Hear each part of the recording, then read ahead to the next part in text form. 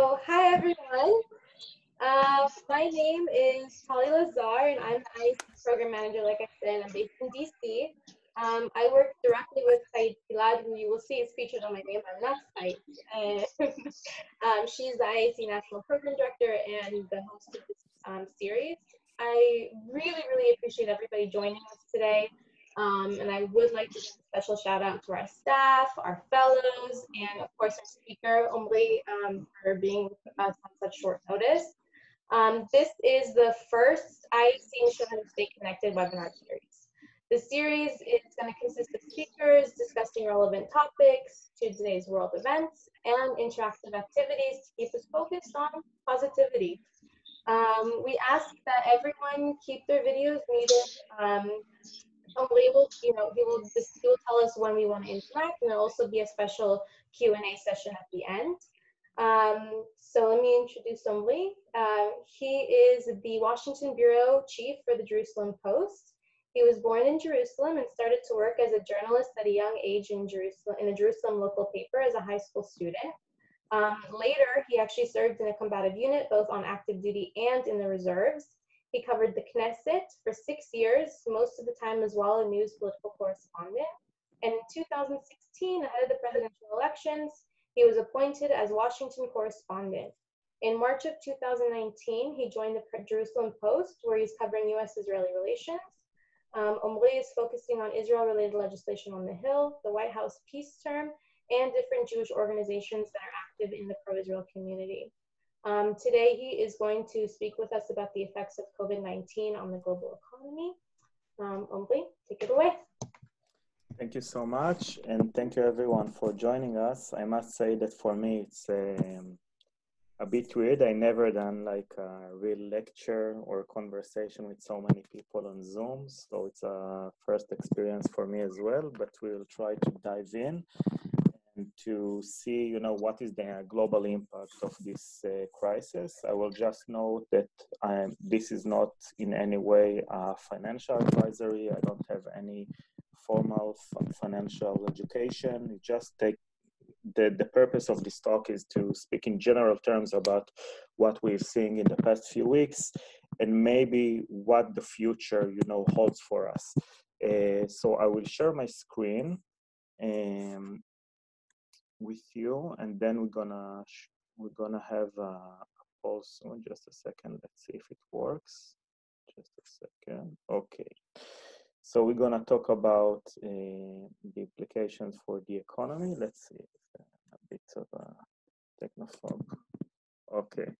So as of today, we have 9,000 confirmed cases in the US, 2,500 new cases today, and 146 people dead. And now we have confirmed cases in all 50 states. Leading the chart is New York, Washington State, and California. And before we will start the conversation, I want to have a quick poll that Tali made for us.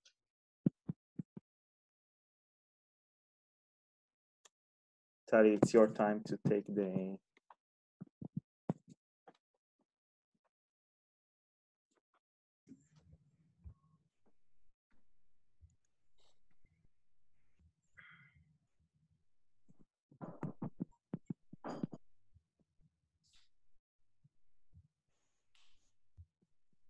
At mute. Sorry, we're having 1 second of technical difficulties. That's fine. For me, it's a first as well. I swear we created a really nice poll too for you guys.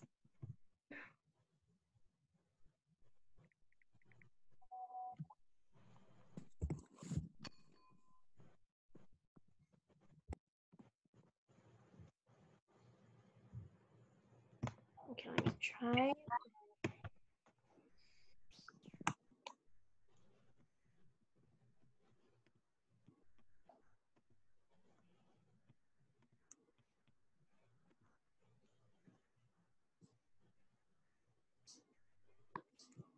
Sorry, guys.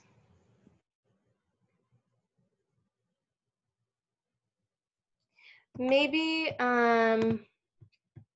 what we can do right now is, just because it's not working, is if everybody looks on their chat, there's reactions down at the bottom, like there's a like and there's a thumbs up.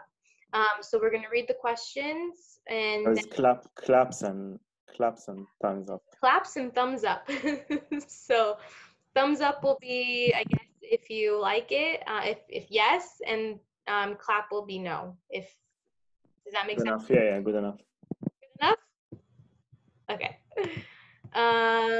Perfect. Do you want to read the polls, or do you want me to? No, it's go ahead. Okay. Second. So the idea is, first of all, before we're going to go ahead and talk about what happened to the economy, I want you to share with us your personal experience about your consumption, consumptions as customers as well, and to see what's going on in the markets in the US as a whole. So maybe let's start. And the first question is, who have been in a restaurant 2 weeks ago? So if you went to a restaurant 2 weeks ago, use the thumbs up. And if you didn't go to a restaurant, use the clap.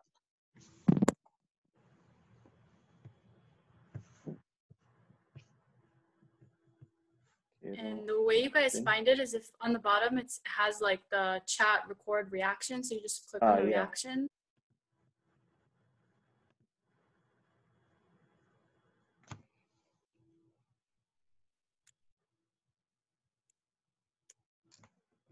Okay.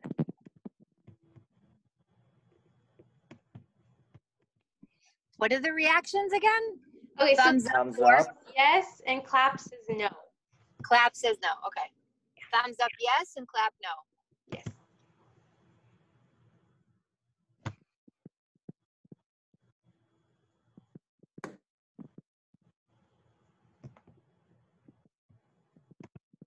Maybe it would be easier on the, okay, now I see it. Yeah, now I see on the chat. אני לא חושבת שכולם מצליחים לראות את זה. אולי אפשר לעשות נגיד משהו כזה? Okay. Okay, yeah, we can do that. Okay, sounds good. Sounds good. So, okay. Okay, you know what? We have the speaker view that we can see everybody. So maybe if you've been in a restaurant as of 2 weeks ago, maybe raise your hand. I think it's the easiest way to do it. Okay, perfect. So pretty much everybody is raising their hands, as you can see right now. And last week, how many of you have been in a restaurant last week? Okay, now I see pretty much, let's say 1/3 or 40%. How many of you have been in a restaurant this week? Does it include takeout? No, not include takeout. Sit in only. Okay, I see one. See one. Two. Okay. Now let's say three. Now I see three. Thank you. Now let's say hypothetical. Let's say that tomorrow morning the government is going to announce that now everything is back to normal, and you can go to a restaurant as usual. How many of you will go to a restaurant immediately? You know, you've been waiting to go out and have fun, and how many of you are gonna wait a week or two as a precaution before they go out to a bar? So maybe if you're gonna go out immediately, raise your hand, and then I will ask about the second option. Okay, so I see, let's say 5 or 6. אתה יכול גם לעשות 1 או 2. Okay, okay, right. So first option, so you can do 1 or 2. 1 is if you're gonna go out immediately, and 2 if you're gonna wait. Okay, okay. So most of you are saying that you're going, yeah, it's almost 50-50, but I think there is a small majority for those who are going to wait. Okay. Now the idea of the conversation is to talk about what's happening in the economy. And when we're now I'm sharing the screen with you. I hope you're gonna see it. Let's see. And the idea, you see my screen? You can see my screen? Yes. Okay. The idea is that one person's spending is another person's income. When I buy a meal at a restaurant, the money I spend ends up as an income to a restaurant owner, cooks, wholesale food distributors, farmer, and so on.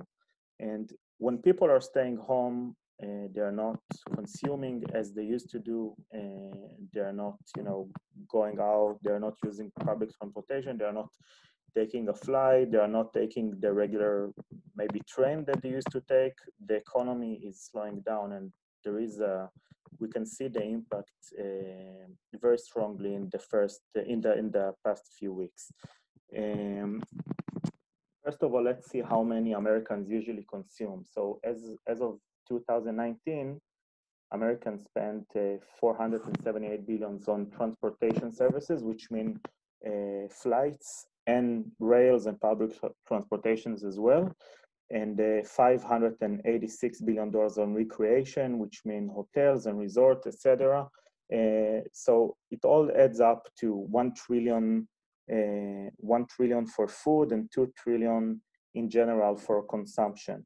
You can see here how many businesses are relying on this income: restaurant and bar, hotels, sports. We didn't speak about sports. The NBA league is not playing. Other major league are not playing. Of course, museums, transportations, and I'm using. Also, there is the gambling industry. Casinos are shutting down, etc. How does it affect jobs? We can see some anecdotes from the past week. In New Jersey, 15,000 people applied for unemployment on Monday, which is 12 times the norm. In Connecticut, nearly 8,000 applications arrived over the weekends. It's 8 times the norm. In Tuesday, Rhode Island officials reported a 5 days rise in claims due to the coronavirus. It went from 10 cases on March 11 to 6,282 on March 16. Ohio, the same story, etc. Now we can see that the real impact here, that 18% of households reporting that they're already feeling the impact, and the US Travel Association projecting that 4.6 million jobs are going to be lost this year. Another major factor that we need to keep in mind is the car industry. We've seen today a few big factories are going to announce that they're going to shut down for a period of time. Some of them saying until March 31st. Some of them are saying that it might take longer. Toyota, Honda, Nissan, Hyundai, etc. Of course, there are hundreds of thousands of people all across the US that are relying upon this income. The stock market also took a big hit before the crisis, just up until last month. It's been the longest running bull market in the history, which means, if you can see here, since the crisis in 2009 until last year, the Dow Jones, the industrial index, rose some 14,000 points, 10 years in a row. 10 years in a row that people that were invested in the stock market made gains. And it all started from the post-crisis low of March 9, 2009. The S&P 500 closed on price that fateful day, it was 676 points, and 10 years later, it was 9,919 points. This is a 330% rise in 10-year period. Now let's see what happened in the past month. Since last month, the Dow Jones, the industrial index, lost 30%. You can see here.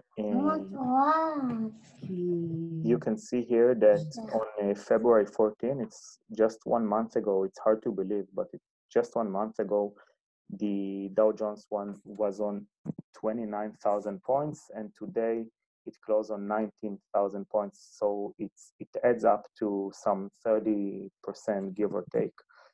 Also, if you look at here, you can see the S&P 500, the Nasdaq, etc. All the same story.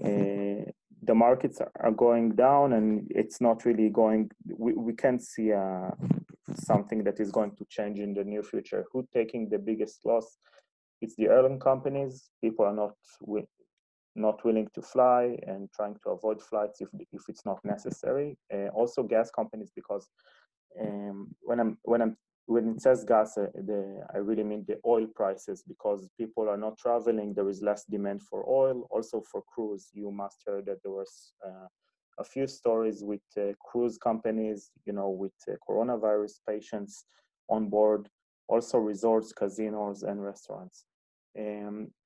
People that made profit over the past few months, it's the cleaning companies like Clorox and big companies like Amazon and others that Amazon did lose some money, but not as other big companies, and some pharma companies, not all of them, some of them that maybe has something to do with the coronavirus. Now, what is the administration plan? First of all, you may heard that they're considering to cut a check for American citizens, which is something that it was unheard of, and they're seriously considering to send $1,000 check to everybody, and they're also having another plan. First of all, to expand funding for food security, to paid sick, family, and medical leave for workers at companies with 500 employees or fewer, to increase funding for Medicaid and state unemployment insurance. And there are a few bills that they're currently debating. First of all, if they need to bail out the airline industry, if they need to give them $50 billion so they could survive this hard time or not. There is a conversation about $300 billion for small businesses in loans and $150 billion for other industries. And you should also know that the Federal Reserve cut their interest rate to nearly zero. So pretty much the administration is doing whatever it can, to bring confidence back and to help people consume more. But as of now, it's a bit of a problem because people are really afraid. They don't know what is the future. When people are trying to think about if they want to consume something, they need to have some kind of an assurance about the future. And as of now, we are in uncharted territory because of this coronavirus, that there is no vaccine. So people are not willing to risk their money. They're trying to stay away from the stock market. Maybe they need the cash. So even if they're taking a loss, they prefer to take their money out.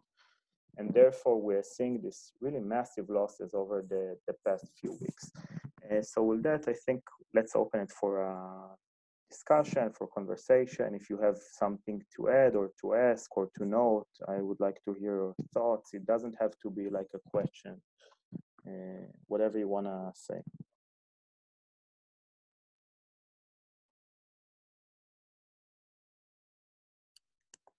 I sent a question on the chat about about Trump's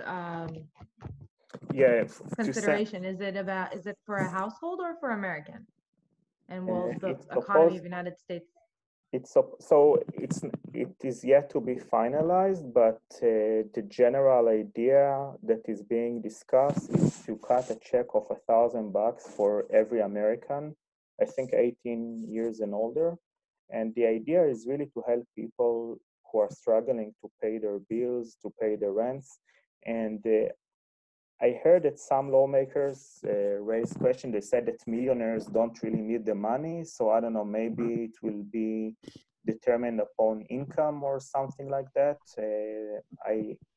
Again, it's still under discussions, but yesterday I heard one senator who is saying that basically it's like World War II and people need money really fast. So, people will not lose their houses because they cannot pay the mortgage and they need this help right now. And the Secretary of the Treasury, Steven Mnuchin, said yesterday that he really wants to send these checks in the next 2 weeks. So I guess they're going to finalize it really soon. And it's going to be something that is about to cost the American Treasury between $800 billion to $1 trillion, which is really a lot of money. Are there voices against it for, Not really, it's interesting. I heard the senator from both sides of the aisle supporting this idea. The first one who raised this idea of basic income was Andrew Yang, who was a Democratic nominee. He dropped out of the race last month. He said his vision was that, you know, someday the robots are going to take over and people will not have, you know, could not do their jobs because the robots are going to take our jobs. Robots are going to drive all the cars, and robots are going to do many tasks that today humans are doing. And he suggested this idea, and, you know, many people dismissed this idea, but really now I think that many congressmen look at this idea as a measure, that as an emergency measure to stop the, you know, the crisis and to give people some air to breathe, you know, if they lost their jobs or something like that.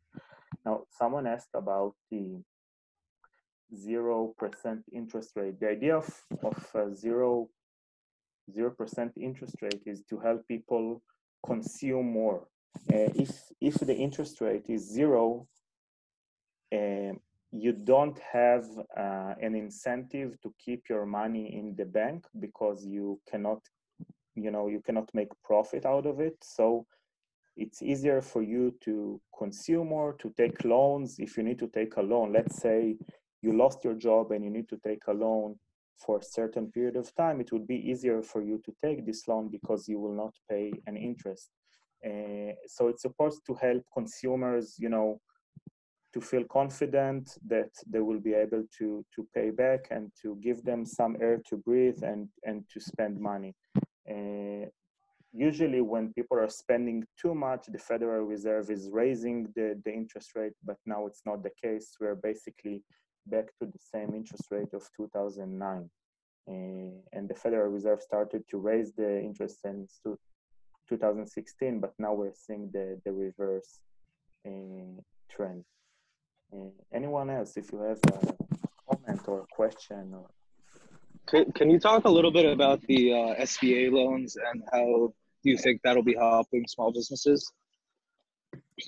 Yeah, it's also something that is currently under consideration, but the idea is basically, first of all, one idea that is being discussed is to help people defer their tax payments. People that need to pay their taxes for the first quarter of the year in April 15 could delay these payments for another time and pay it later without paying any penalty or interest. I think this is an idea that has a strong chance to succeed, to pass in Congress. And you need to remember that it's a loss for the IRS, so everything is under consideration. But I believe they will go on the road of, you know, deferring these tax payments. And also another step is giving businesses loans or some kinds of, you know, federal loans for a certain period of time with no interest as well. So people, let's say if they have a business like a restaurant and they believe that in a few months period they're going to get better, they could stay open instead of, you know, laying all the workers off, and then they will be in a situation that they will have big losses, many people lose their job, etc.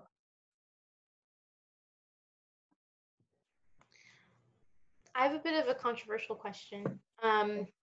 So I heard after everything that people might wonder if China will help out with the bailout or they should be held responsible. What do you think about that? And do you think that's even possible to consider? What do you mean about? Like because it's China's fault that all of COVID-19 is happening in the world is going into a global recession, that they should be held accountable and they should make financial reparations.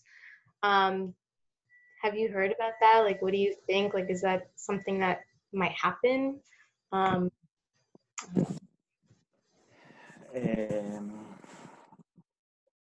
It's an interesting question, but I don't have anything smart to say about it. I think that, first of all, before we know when we are out of the woods, we don't know what's the best, you know, plan to recover. And one thing we know for sure is that our world today is a bit less global than it was 1 month ago. And, literally the borders are closed all over the world pretty much.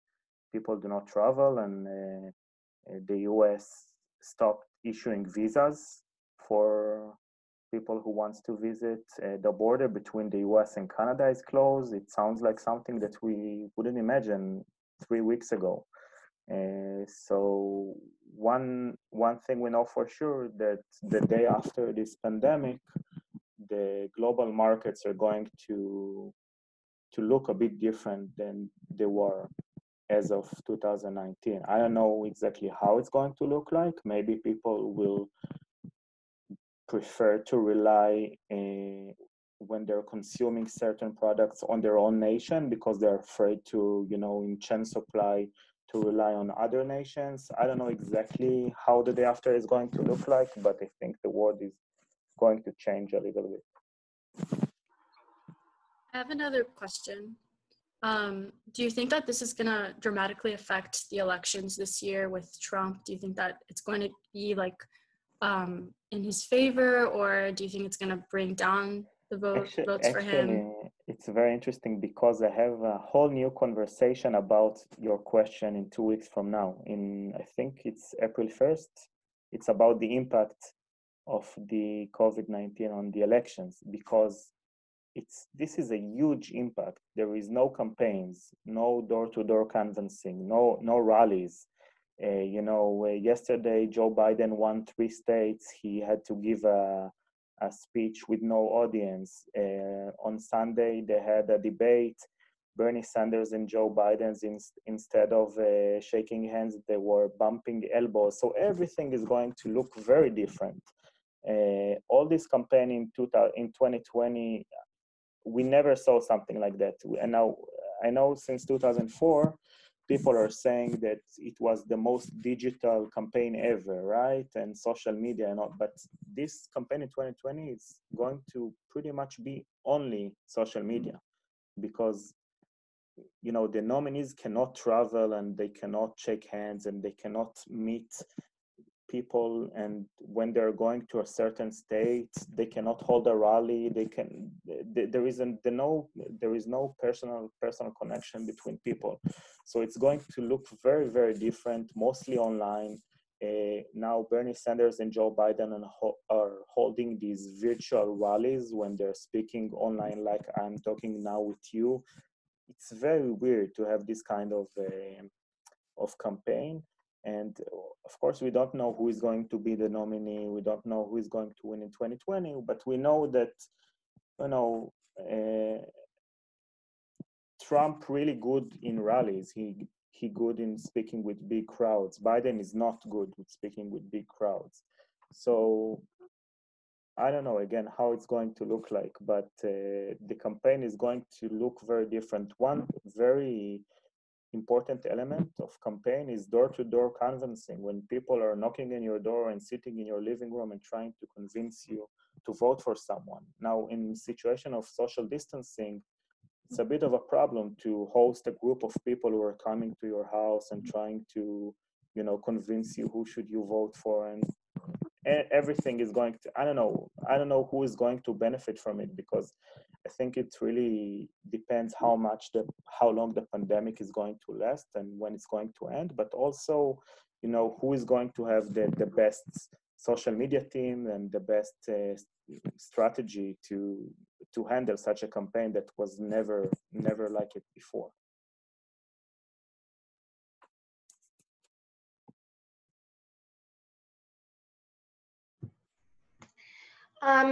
What are some things that we can do to kind of bring the economy back up to speed?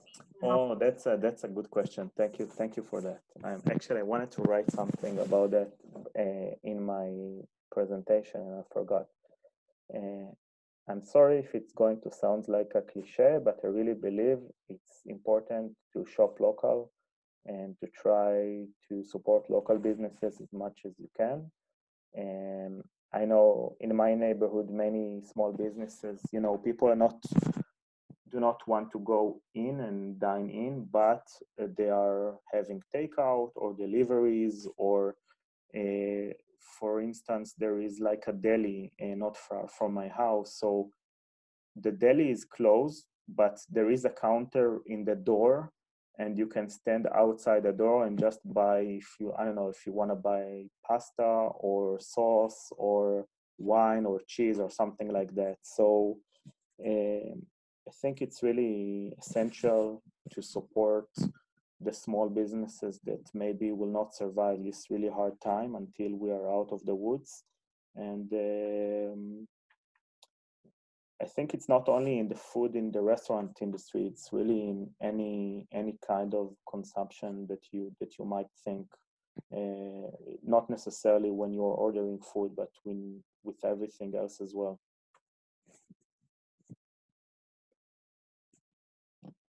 That's from the perspective of helping the economy, and what do we do to protect ourselves financially?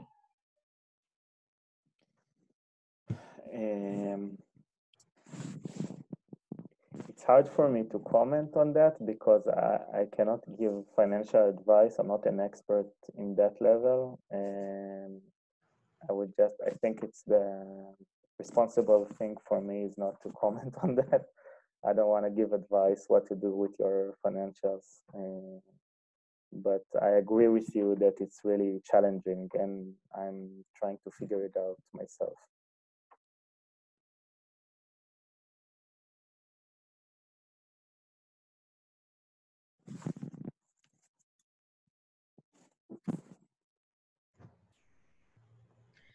Hi, so I have a quick question. Just thinking, on this, just the statements, and young people say, this virus doesn't really affect young people, and that there's a specific target, older people. But I've been really thinking lately about just how much, who's going to be targeted in the long term. Economically, obviously, because we're having this discussion, later, because, you hear these young people saying, it's not going to target us in any way, but at the end of the day, on the long term, who is going to be targeted by this, this crazy situation, and obviously this kind of economic, obviously this economic also situation. And I think also just the, we're trying to, there's a constant, people are trying to obviously boost and, keep going this business cycle. As you said, my spending is at someone else's income in this, but, just trying, I've been really thinking about who is going to be targeted the most in the long term. And obviously, everybody has a different social, social, like socioeconomic status. But my question is, who do you think is going to be the most targeted? So as of now, according to some data that we've seen, and it's very initial because the crisis is really, just we are in the first few days of that, but people in the airline industry and people in the recreation hotels industry are really affected by now, and cruise industry. We need to keep in mind that it's not going to, that even when the pandemic is behind us, people are not going to come back to take a cruise very fast or to take a flight, and maybe people are going to have second thoughts. Also, hourly workers that were laid off in many cases, small businesses that are really, rely upon cash flow.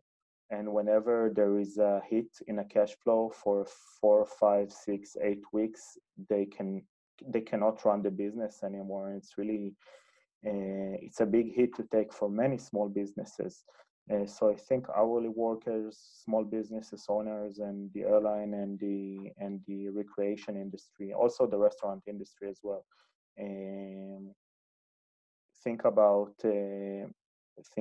waiters and waitresses and barmen, baristas, etc. There are millions of people working in this industry across the US. And also we saw I spoke briefly about the car industry. Also, if someone had a very rough year in 2020, I'm not sure he's going to buy a new car this year. And it's going to affect people who are working in this, in the production lines in these companies. There is going to be less demand, and therefore they will need less workers. And I think therefore the next few weeks are going to be crucial in terms of what the administration is going to do and how it could help everyone to survive. And we need to keep in mind that the administration, you know, in the end of the day, they have limited resources. It's not as if they can do everything and can help all the industries and all the workers across the US. It's a really big challenge. And one big factor is that we don't know how long it's going to last. And, you know, when we're going to have a vaccine, maybe once someone will announce that they found a vaccine, even if we know it's going to take a year to of production and distribution, still it's going to bring some element of certainty into the market. People maybe will feel, maybe people will start consuming more or to feel comfortable with hiring new workers because they know that there is certain date of when this pandemic is going to be behind us. But I think this is the big question as of now, and that's the reason that we're seeing this really uncertainty in the markets. Hi, I have a question. Can you explain what's going to happen with inflation and the, you know, how the dollar might compare to the shekel or in general? Actually, this is also a very interesting story. Just as of 3 weeks ago, the shekel was in a low of since 2016. It was 3.41, and today it's 3.76. And earlier today on Tuesday, it was 3.87, which is, it's crazy. It's like 12% difference in 3 weeks, maybe more. Let me check just a second. But it's,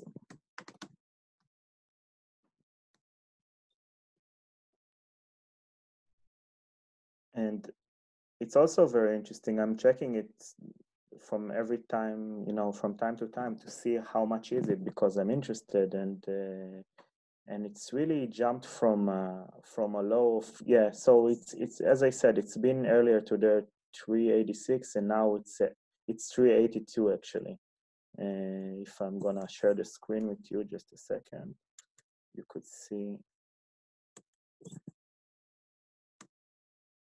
You can see that here,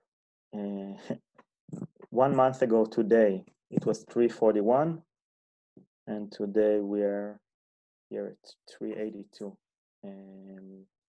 And for the long run, I don't know what's going to happen, and I also cannot really explain the reason that we are seeing this rise. I can only assume that people maybe people had some kind of, you know, investments and they cash it out, and then because they cash it out, they want to have more cash in hand, so the dollar is rising.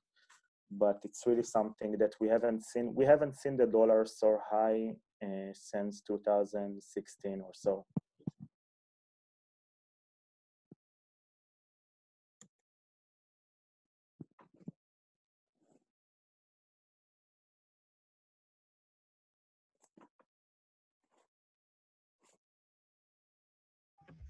Hi. Do you think we're heading towards a world recession? Yes, it seems like it. It seems more. It seems like it. The president acknowledged yesterday, actually, for the first time, that it might be a real option.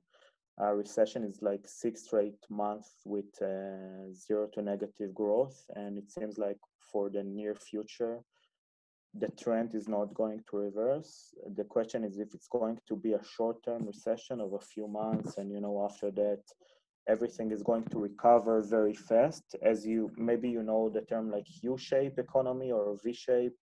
If it's going to recover very, very fast, that when the pandemic is over, everyone are going to boom, buy everything back, spend more time, take a vacation, you know, try to move the economy really fast, or people are still going to hold back and the recovery is going to be very slow. I think this is the question that people are don't know how to answer how the recovery is going to look like. I heard many smart people and experts explaining why the recovery is going to be very fast, and in a few weeks, like 8 to 12 weeks, everything is going to be behind us. And I heard some very smart experts who are making their case why, even if it's going to end soon, it's still going to have this impact, that people, again, lost their houses, lost their jobs, and therefore the recovery is going to take some time, and we need to wait, and we need to be patient. So it certainly looks like we're heading towards a recession, but how long it's going to last, it's really hard to tell. I do think it's interesting to know that the president acknowledged yesterday that this is a real possibility.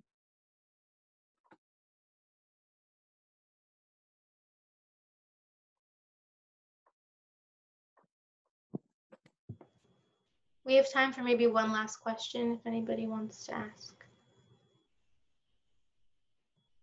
I actually have a question. Yeah, sure, go ahead. How do you think this would have, how do you think this would have played out, let's say 40 years ago, before globalization really took place?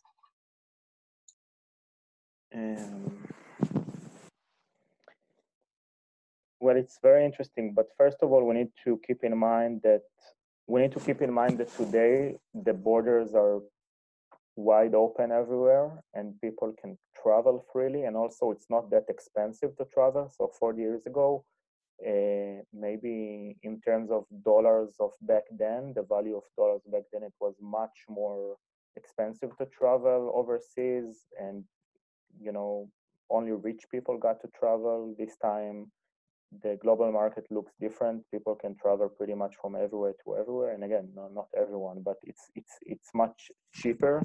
So the world is very connected, and also countries are really relying upon each other when we're talking about chain supply. They're relying on each other on agriculture. They're relying on each other about cars and many things. 40 years ago, Fiat was the Italian car company, and Skoda was the Czech Republic car company, and every nation had its own industry. And today we're in a very different environment, which affects everybody. That's the reason we're seeing this, decline in the stock markets worldwide. It's not as if someone is immune to that. It doesn't matter if you're in Germany or France or Italy or China or India or Australia or Brazil. We're seeing the declines in the stock market all over the world because everyone are pretty much feeling the same pain. And that's the reason I think that, again, the day after this pandemic, it's going to pass. Things are going to look a bit different. I don't know to predict how it's going to look different. And it's also worth noting that I read that someone wrote that it was the same discussion in 2009 when the world cried the financial crisis. People say, the day after this financial crisis is behind us, people are going to hold this financial industry accountable, etc. They are to blame. But when the crisis was behind us, people moved on. So the question is, when the crisis is going to be behind us, if things are really going to, if people are going to change the behavior in any way, or they're just going to be happy that the crisis is behind us. But nevertheless, globalization, I think, took a big hit in the past few weeks. I don't know if it's exactly answered your question, but. Thank you. No, that was good.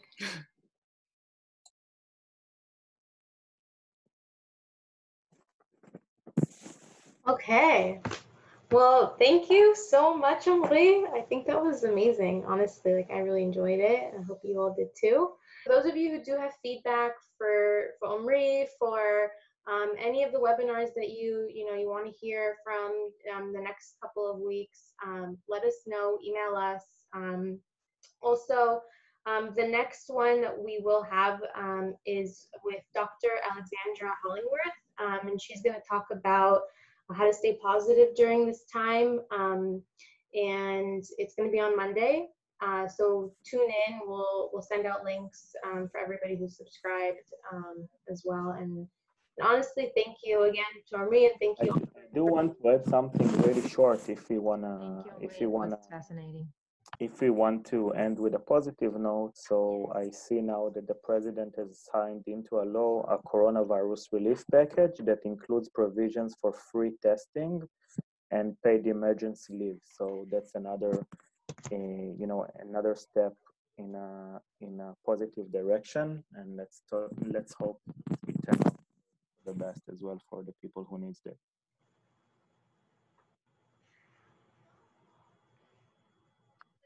Tomorrow morning, you're going to find on the Facebook page a little poll so you guys can vote if you guys enjoyed this topic, if it was something interesting to you.